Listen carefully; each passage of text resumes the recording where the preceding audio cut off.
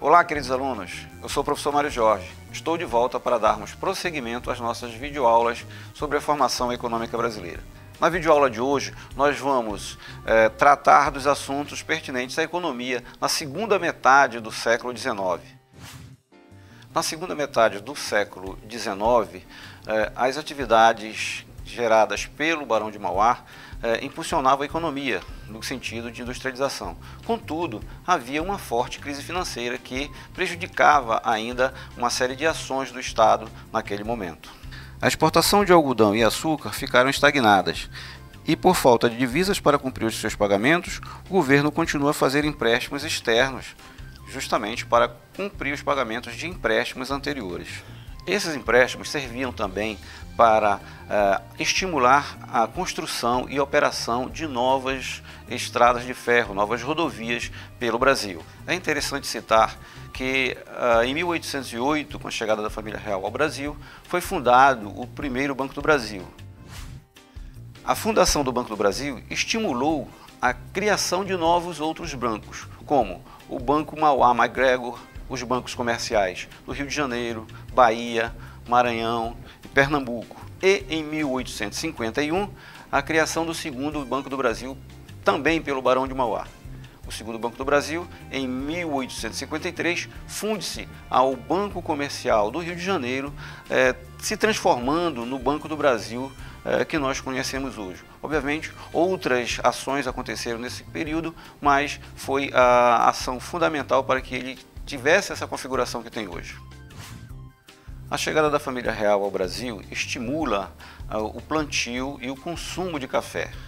Como falamos anteriormente, a Europa já consumia esse produto. Dessa forma, cresceu bastante a cultura nas proximidades do Rio de Janeiro e Minas Gerais. O café se torna de grande importância para a economia nacional na segunda metade do século XIX, visto que a queda da exportação do algodão, açúcar e cacau fez com que vários produtores, vários proprietários de terra migrassem a sua cultura desses produtos para o plantio do café. E nesse momento o Brasil se torna responsável por 50% da produção de café mundial. Agora falaremos da economia de 1888 a 1930. De 1888 até o início do século XX, as atividades agroexportadoras e industriais concentravam-se na região sudeste do Brasil, mais especificamente Rio de Janeiro e São Paulo. Minas Gerais também produzia café, mas o seu forte era a agricultura de subsistência. O Nordeste apresentava a atividade açucareira bastante estagnada, com uma pequena produção ainda de cacau, algodão e tabaco. No final do século XIX e início do século XX na Amazônia, a extração do látex, no que ficou conhecido como ciclo da borracha, encontra-se em plena atividade e torna-se uma das grandes fontes de divisas para o país. O quadro que você visualiza nesse momento demonstra as atividades exportadoras do Brasil no século XIX.